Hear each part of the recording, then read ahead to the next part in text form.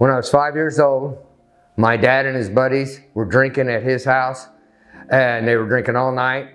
And on a Saturday morning, he went in and he says, I'm gonna wake up Tim and bring him in there. And he had a whiskey bottle on a pendulum, a Kentucky straight bourbon.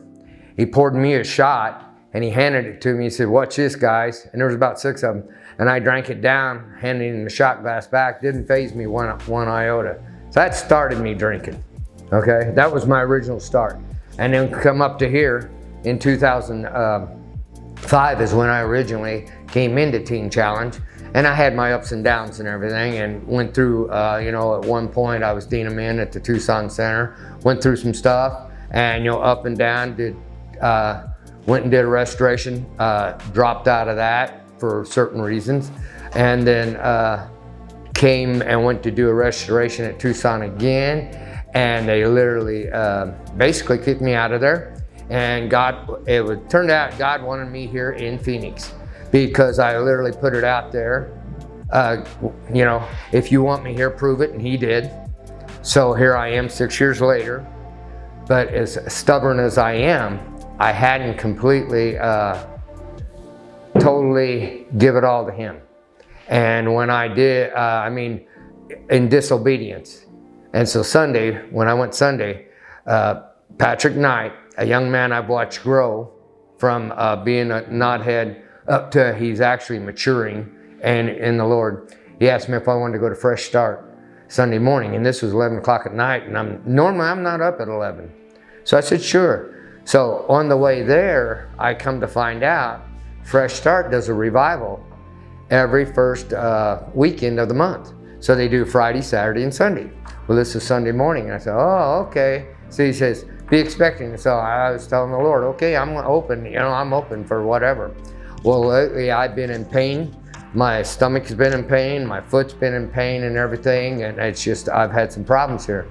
So I went in there, and we were sitting in there and praying and stuff like that. And if you've ever been there, it's crazy.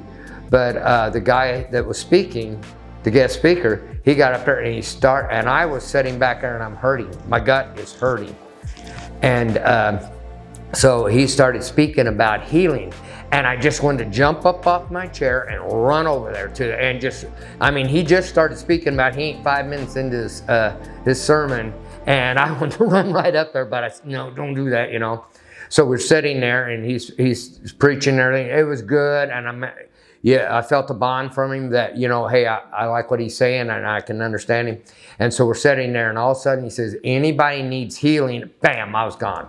I'm right up front, I'm standing there. And so everybody's there, and I'm on the altar there, and I'm standing there, and I'm still hurting, but I'm sitting there praying and everything like that. And I'm like this here, and I'm just got my head bowed, and I'm praying and all this stuff. And he comes by, and he literally puts his hands on me. The whole time I've been in that church, it is cold. I mean, hang me cold. That's how cold it was in there. And I'm just like this. But once he put his hand on me, the heat went right through my hands and into my body, my whole body. And then all of a sudden my legs just went kind of jello on me. And I hit my knees and went forward. And when I was down there, it was just I cut loose, and I just repented. And I was at the point of, Jesus, I was there. Forgive me for all, everything. Just forgive me. And God broke me right there, because I just don't break. If people lay hands on me, I don't do that. You don't keep pushing me down. This was for real deal. And I went down, and I was down there, and I just pleaded with God to totally forgive me. And then when I got said and done, got up, and I'm listening to him, and I ended up walking back, and I'm still in pain in my gut, okay? I am. And my foot was still kind of hurting and everything. And so we left there, and when we left there, I was in pain. I even had stopped at Walgreens and got some Melantus because my stomach was in pain. But Pat dropped me off back here, and as I was here at that house, and I'm going, wow. all of a sudden I just felt this weight lifted off of me.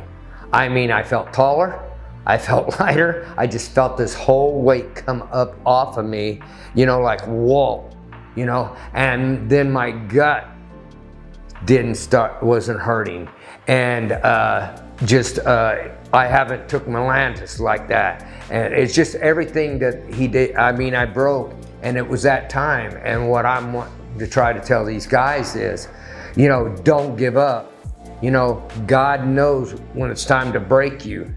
You know, even no matter how stubborn you are, God knows the time to break you and do it, you know, and just don't give up and let him. And I mean, God's had me here, and he's put up with me, you know, and put up with me and put up with me, and finally knew the time to break me, you know, and I would have never went to that church on my own, you know, to take Patrick, you know, to bring me there to do that, and that happened in a totally strange church and everything, because I'm skeptic, you know, and so that's, I mean, it was a wake-up call, and my whole attitude towards Christ and towards the Lord is totally different. I mean, really, I want to put into these guys even more now, and I mean, I just feel there's something different churning inside me right now, you know, and even with my healing going on, it's totally different, you know. It's just, I mean, I don't know how to describe it, but it's great.